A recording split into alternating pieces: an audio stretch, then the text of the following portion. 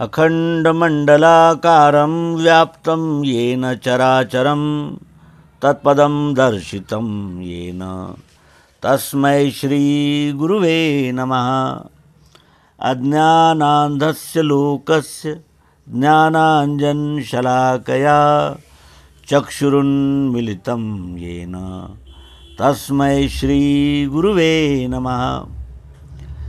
विश्वरूप परमात्मा और विश्वरूप परमात्मा की पहचान करा देने वाले श्री सद्गुरु को, देव को नमन करते हुए हम नारायण भगवान श्री मायानंद जी चैतन्य इनके जीवन चरित्र का अवलोकन कर रहे थे और उसमें कुछ परिशिष्ट लेखक श्री सखाराम बलवंत निजसुरे सहजानंद जी ने जोड़े हैं।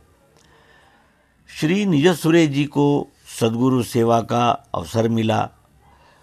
प्रत्यक्ष उनके मुख से श्रीमद् भगवद गीता निरूपण सुनने का अवसर मिला।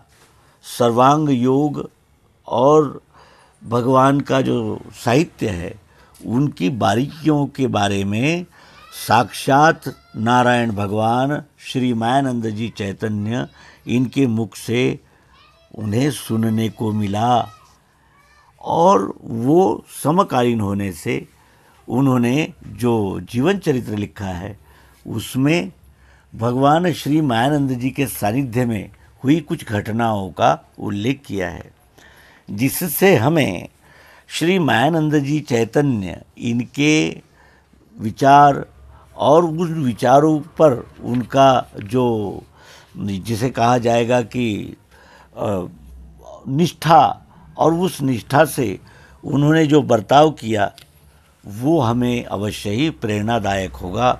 इसलिए हम श्री नारायण भगवान मायानंद जी चैतन्य इनके सानिध्य में इस प्रथम अंक का दूसरा शेष भाग इस अंक में प्रस्तुत कर रहे हैं।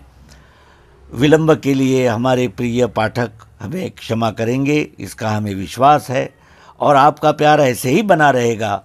यह अध्यात्म विश्व विज्ञान संपूर्ण विश्व की मानवता तक जाने का प्रयास करता रहेगा और उसके लिए आप सभी हमारे सहयोग करेंगे। इस निर्मल भावना के साथ इस अंक को आरंभ करते हैं। श्री भगवान जी कभी कभी अपने मंडली के विरोध में भी कुछ निर्णय लेते थे और कार्य करते थे, लेकिन उसका जब उद्देश्य समझ में आता था तो बड़ा ही विस्मय होता था कि एक विश्वरूप हुआ जीवन किस प्रकार आचरण में भी आस्तिक्य पद को दिखाता है, दोहराता है। वो प्रसंग ऐसा था कि श्री मायानंद जी के पास रामकरण नाम का कोरकू जमात का एक लड़का सेवा के लिए रहता था। ब्राह्मण मंडली आई थी। एक तरफ भांग बनाने का कार्य शुरू था। आज सबको भांग का प्रसाद देंगे, मायानंद जी ने कहा और रामकरण को नर्मदा जी का जल लाने भेजा। पानी लाया गया और एक बड़ा घड़ा भर के भांग तैयार हुई, लेकिन ब्राह्मणों का चित्त अस्वस्थ हुआ। एक तरफ भांग का मोह तो दूसरी तरफ रामकरण के हाथ का पानी पीने से लगने वाला बट्टा। श्री मायानंद जी ने भांग बांटना शुरू किया तो एक ने बोला, आप अपवित्र हो इसलिए हम भांग नहीं लेंगे। उत्तम तो बनी है, उसमें अपवित्र क्या? भगवान जी ने पूछा। उत्तर आया, रामकरण ने पानी लाया इससे अपवित्र। तो क्या हुआ? आप रोज नर्मदा जी की स्तुति करते हो ना कि वह पावन करने वाली है, फिर उसका जल पीने वाला, उसके निकट रहकर तप करने वाला क्या अपवित्र रह सकता है? आप नर्मदा जी की स्तुति छोड़ दो, नहीं तो भांग पियो। और सबों ने भांग सेवन की। भगवान ने भांग पिलाकर उन्हें शुद्ध किया। विरोधियों को भोजन। ब्रह्म सत्र में एक बार एक आर्य समाजी अपने शिष्य के साथ आया। वो सबके साथ खाता पीता था। उसने ऊपर के बाजू में बैठ के जोर जोर से व्याख्यान देना शुरू किया। उसके पास का दीपक भी आश्रम का ही था। अपने व्याख्यान से आश्रम के कार्य में बाधा आती, इस तरफ उसका ध्यान ही नहीं था, अथवा वो जानबूझकर दुर्लक्ष्य करता था। उसके व्यवहार से मंडली नाराज हुई। भोजन के समय घंटी बजी और आर्य समाजी भोजन के लिए आया। श्री केशवराव जी ने उसे गेट के बाहर निकाला। सबका भोजन हुआ, विश्रांति के लिए सब अपने अपने आसन पर पहुँचे। श्री भगवान जी उठे और एक थाली में अन्न परोसा। एक हाथ में थाली और दूसरे हाथ में कैंडल लेकर आर्य समाजी के पास गए। थाली सामने रखकर भोजन करने को कहा और उसका भोजन होने तक वहीं बैठे रहे। आगे इस बारे में चर्चा हुई कि सत्र में बाधा लाने वाले से इस प्रकार का व्यवहार करना उचित नहीं। हम ही खाने पीने का प्रबंध करके उन्हें बिगाड़ देते हैं। श्री मायानंद जी बोले, अरे वो भी तो अपना ही रूप है और यहाँ से चला गया तो मुझे ही अन्न देना पड़ेगा कि नहीं? तो यहाँ ही दे दिया। सर्वभूत हिते रतः, यह वर्णन उन्होंने सार्थक किया और अपना सामष्टिकत्व सिद्ध किया। नारदा नाम का एक गृहस्थ शाला में आया था। उसने श्री भगवान जी को 2-3 बार गालियां दी। वो भूखा था। श्री भगवान जी ने उसके भोजन और चाय का प्रबंध किया।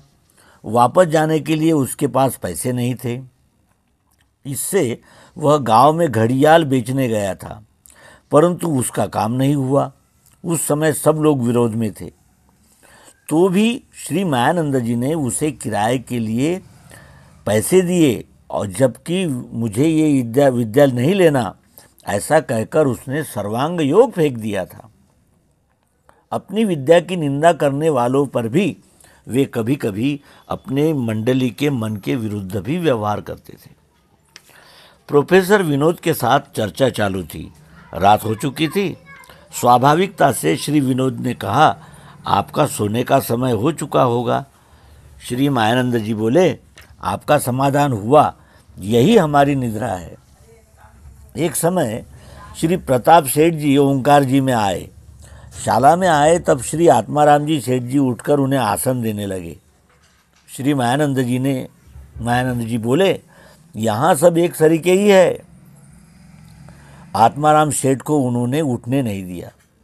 श्री मायानंद जी ने दिव्य दृष्टि का उपदेश आधा घंटे से ज़्यादा नहीं किया। वे कहते थे, सिर्फ रहस्य दिखाने का कार्य मुझे करना है, रहस्य थोड़े में ही आता है। एक परिक्रमावासी आया। उसे श्री भगवान जी ने पूछा कि क्यों आए हो? तो उसने उत्तर दिया कि आपके दर्शन के लिए। मेरा दर्शन? 2 हाथ मुझे, 2 हाथ तुम्हें, 2 आंखें तुम्हें, 2 मुझे, चमड़ी हड्डी का क्या दर्शन? अगर सत्य दर्शन करना हो तो उपदेश के समय में आना, वह मेरा प्रत्यक्ष दर्शन होगा। एक बार भगवान जी अमरकंटक जाने के लिए शाला से निकले। उनके साथ श्री लोकरस जी भी चल रहे थे। गांव में आने के बाद वे विश्रांति के लिए रुके। लोकरस जी भी रुके। तब भगवान जी बोले, तुम आगे चलो। नहीं, मैं आपके साथ ही रहता हूँ, लोकरस जी बोले। श्री भगवान जी फिर से बोले, मुझे कोई अपाय नहीं कर सकता, मैं तुम्हारे पीछे आता हूँ।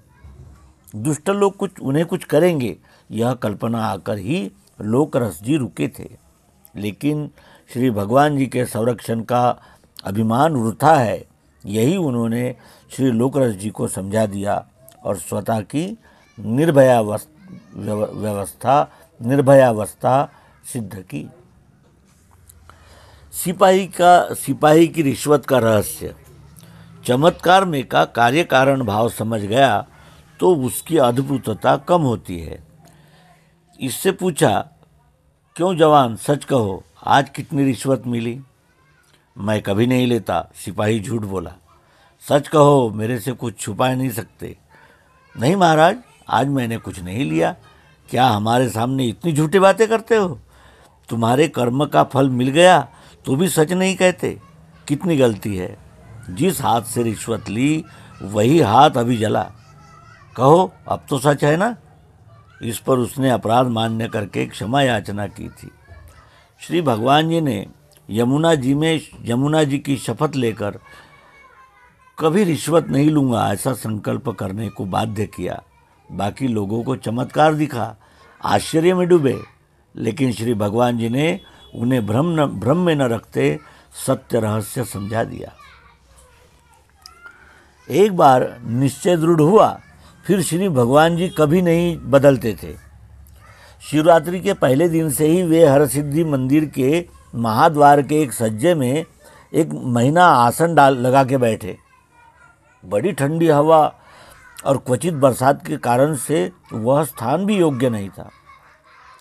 पास के भक्तों ने अन्य स्थान में आसन लगाने की सूचना की, लेकिन वे बोले, तुम्हें कुछ तकलीफ होगी तो आप लोग अपने लिए कुछ पर्दा आदि लगाओ, मैं 1 महीना यहाँ से आसन नहीं हिला सकता, उसके बाद तुम जैसा कहोगे वैसा करूँगा। इस तरह 1 माह उनका आसन वहीं रहा। जानकी देवी को प्रतिमा दर्शन की इच्छा। धावड़ी की यात्रा पूर्ण करके मंडली नाव से वापस आ रही थी। ओंकार जी के मंदिर के पास से नाव जा रही थी।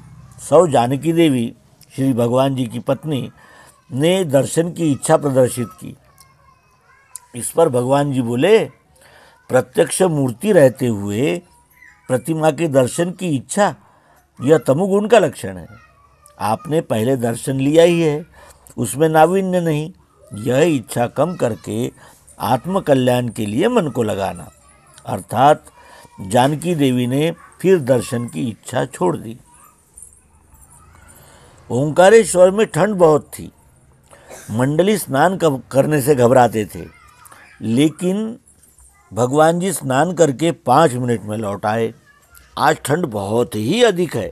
मंडली धीरे धीरे बातें करती थी।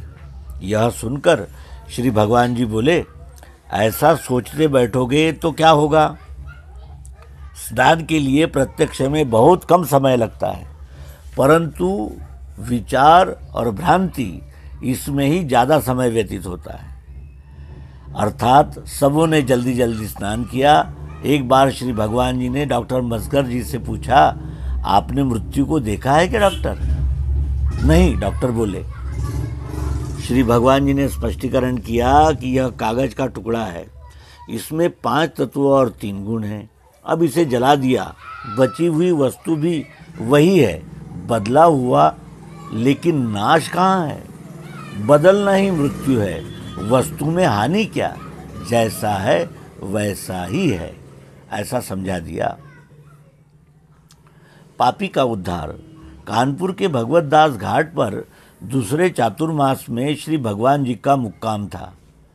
विज्ञानशाला का बोर्ड लगा हुआ, धुनी जलती और अध्यात्म चर्चा चलती। गंगा स्नान को आए हुए एक ठाकुर ने ये देखा तो कानपुर जिले के एक गांव का रहवासी था। दैवयोग से उसे 15-20 साल की सजा हुई थी। वह जेल की सजा समाप्त करके शुद्धि के लिए गंगा स्नान करने को कानपुर आया था। स्वाभाविक ही वो श्री भगवान जी के पास गया और बोला, मैं पापी पतित हूँ। श्री भगवान जी बोले, भाई तुम पतित कैसे हो? अपने को भूले, इसी कारण ऐसा कहते हो, तुम पतित नहीं। इस भाषण के विश्वास से उसने सब वृत्तांत कथन किया। ठाकुर की एकलौती लड़की का विवाह हो चुका था और उसकी पत्नी की मृत्यु हो गई थी। उसकी कहानी बंद हो ही रही थी, तब घाट पर एक अत्यंत रूपवती युवती अपने पति के साथ स्नान करने आई थी। स्वाभाविक उसकी तरफ ठाकुर ने देखा। उसके मन में बुरे विचार आने लगे। स्नान के बाद महात्माओं के दर्शन के लिए ये पति पत्नी श्री भगवान जी के पास आए। नमस्कार किया, दक्षिणा रखी। श्री भगवान जी ने कौन से गांव से आए आदि पूछा। उस ठाकुर के गांव का उल्लेख हुआ। नाम पूछा और एक एक प्रश्न पूछते ही अंत में वो तरुणी उस ठाकुर की लड़की ही निकली। ठाकुर को स्वतः पर घृणा आने लगी। जल्दी ही घर लौटूंगा, ऐसा उसने कहा। वे दोनों पति पत्नी वहाँ से निकल गए। ठाकुर रोने लगा। श्री भगवान जी ने पूछा, सहज योग से तुम्हें तुम्हारी लड़की मिल गई, तुम क्यों रोते हो? उस पर उसने उत्तर दिया कि अपराध की सजा से मुक्त होते ही मन में लड़की के विषय में ही पाप उत्पन्न हुआ है। क्या है मेरी दुर्गति, कैसे होगा मेरा उद्धार। लेकिन भगवान जी ने उसे सांत्वना दी, धीरज दिया और गंगा स्नान कर आने के लिए कहा। अनंतर दिव्य दृष्टि का उपदेश और शंका समाधान किया, शुद्ध किया, उसे शांति लाभ हुआ और वो घर गया। अपि चेदसि पापभ्या सर्वेभ्या पापकृत्तमः, तो भी उसका उद्धार हो सकता है। यही उन्होंने सिद्ध करके दिखाया। श्री स्वराजानंद जी की उलझन। दिव्य दृष्टि का उपदेश सुनकर श्री स्वराजानंद जी को अपूर्व आनंद और समाधान हुआ। लेकिन मैं पना क्यों नहीं जाता, यह प्रश्न मन में बार बार आने लगा। उस रात्रि में नींद नहीं आई। मध्य रात्रि 2 बजे वे श्री भगवान जी के पास आए।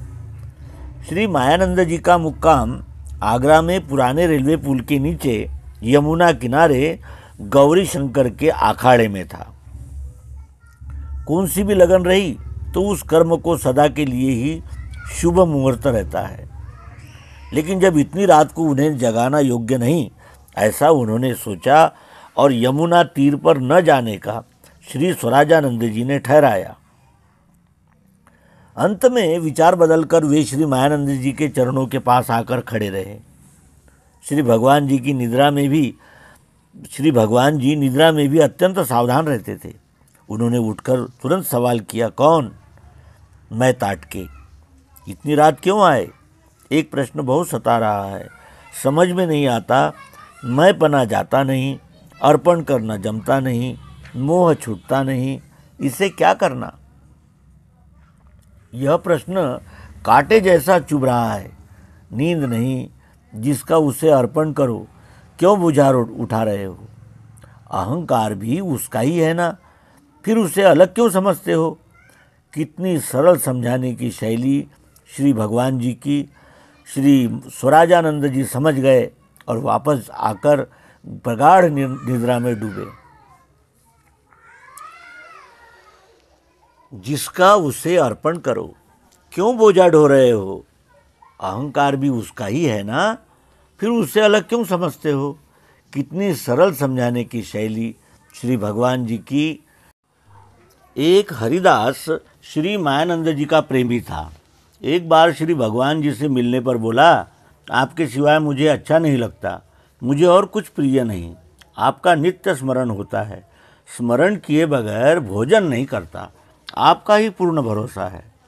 ऐसा सुनते ही श्री भगवान जी ने धुनी में का जलता हुआ कोयला उठाया और दागने का आविर्भाव किया। यह देखते ही हरिदास उठकर खड़ा हुआ। तब भगवान जी बोले, देखो मैं तुम्हें जला दूंगा, ऐसा तुमने कैसे सोचा? यही क्या मेरा भरोसा, यही क्या मेरी भक्ति? हरिदास के बातों का झूठापन उन्होंने कितनी योग्य रीति से दिखाया। चित्रकूट प्रवास में सीधा सामग्री। चित्रकूट की यात्रा का प्रसंग है। एक दिन श्री भगवान जी ने सवेरे ही कहा, दोपहर भोजन के बाद आगे प्रस्थान करेंगे। सब सीधा सामग्री उपयोग में लाना करके नाना पदार्थ तैयार करके सब सामग्री समाप्त कर भोजन हुआ। वामकुक्षी आराम हुआ। सब सामान इकट्ठा किया। श्री भगवान जी स्तब्ध ही थे। आज नहीं निकलना, ऐसा ही उनका व्यवहार था। वे बोले, आज यहाँ ही रुकेंगे। सामग्री खत्म हुई। एक भक्त बोला, यह सत्य है, जंगल में अब क्या मिलेगा? मंडली चिंता में डूबी। उनकी मनोदशा भगवान देख रहे थे। उन्होंने शंका समाधान शुरू किया। संध्या समय समाप्त हो रहा था कि इतने में एक वैश्य सीधा सामग्री लेकर उपस्थित हुआ। ऐसा लगा जैसा उसे किसी ने बुलाया होगा। ग्वालियर में भगवान जी से किसी ने प्रश्न पूछा कि भगवान, अपना शरीर तो मलमूत्र आदि से भरा है, यह सच है, लेकिन यह परमात्मा स्वरूप है, तो इसकी स्वच्छता और शुद्धता किस लिए? श्री भगवान जी ने उत्तर दिया कि यह शरीर परमात्मा स्वरूप है। यह आप निश्चित कहते हो तो शुद्धि की कल्पना उसी समय कब आई? यह निश्चिंतता नहीं है। तो तुम बैठने की जगह स्वच्छ रखते हो, तो ये शरीर स्वच्छ रखने में क्या हर्ज है? दूसरे ने प्रश्न पूछा, समाधि शब्द का अर्थ क्या? श्री भगवान जी बोले, सरल अर्थ लेना। समाधि यानी जिस स्थिति में सर्व वस्तु मात्र एक ही तत्व से परिपूर्ण दिखे, वो स्थिति। सरल अर्थ छोड़ के रूढ़ किया हुआ बेहोशी अवस्था जैसी प्राणायाम से होती है, ऐसा अर्थ क्यों लेना? सरल अर्थ लेना। समाधि यानी जिस स्थिति में सर्व वस्तु मात्र एक ही तत्व से परिपूर्ण दिखे, एक ही वस्तु से परिपूर्ण दिखे, वो स्थिति अर्थात समाधि। इस विश्वरूप की सेवा ईश्वर बुद्धि से करना। कोई साधु महात्मा के पीछे मत जाना, हठ योग से पछताना पड़ेगा। ऐसी स्पष्ट सूचना उन्होंने श्री धड़फल जी को दी थी, लेकिन उन्होंने मानी नहीं और उन्हें वैसा ही अनुभव आया। श्री मायानंद जी से वाद विवाद करते समय एक वकील ने आवाज़ बढ़ाकर आवेश युक्त बोलना शुरू किया। श्री भगवान जी ने भी आवाज़ बढ़ाई। दोनों, आपको क्रोध क्यों आया? श्री वकील के पूछने पर श्री भगवान जी ने उत्तर दिया, आपका ही ये प्रतिबिंब है। चमत्कार कैसे होते, इसका खेल उन्होंने एक बार प्रत्यक्ष दिखाया। वे बोले, कोनाडे अर्थात सामान रखने के स्थान में आसन डाल के मैं सोता हूँ। सुनने वाले आश्चर्य में डूबे, लेकिन ज़्यादा समय आश्चर्य में न रखते उन्होंने कोनाडे में आसन डाला और स्वतः जमीन पर सोए। इसका रहस्य न जानते कोई दूसरों को भी बताने लगा तो यह चमत्कार ही नहीं है क्या? श्री प्रताप जी सेठ जी का प्रश्न था, अहंकार कैसे छूटेगा? उस समय ऐसी घटना हुई कि येवला गांव के वल्लभ सेठ वहां पधारे। तब अपना मान्यता का आसन छोड़कर श्री प्रताप सेठ ने श्री वल्लभ सेठ जी को अपने आसन पर बिठाया। ये देखकर श्री मायानंद जी बोले, ऐसे व्यवहार में अल्पकाल के लिए अहंकार छूट सकता है तो सदा के लिए भी निश्चित ही छूटेगा। प्राणोत्क्रमण का अनुभव। सन 1930 की बात है। श्री भगवान जी अधिक अस्वस्थ थे, नाक के पास का धागा भी नहीं दिखता था। मैं अर्थात लेखक अभी ही गांव से आया था। मैंने देखा कि श्री भगवान जी आंखें बंद किए थे। उनके कान में धीरे से भगवान ऐसा आवाज़ दिया। उन्होंने किंचित आंखें खोली और मुझे देखते ही हल्के आवाज़ में बोले, अभी आए, चाय पिया? इस प्रसंग की याद करके आगे वे कहते थे कि मेरे प्राण गए थे, निज सुरे ने वापस लाए। इस स्थूल प्राणोत्क्रमण संबंध में अनुभव क्या? ऐसा उन्हें सन 1932 में पूछने पर उन्होंने कहा कि स्थूल प्राणोत्क्रमण के बाद स्थूल का साक्षित्व, प्रकाशकत्व रहता है।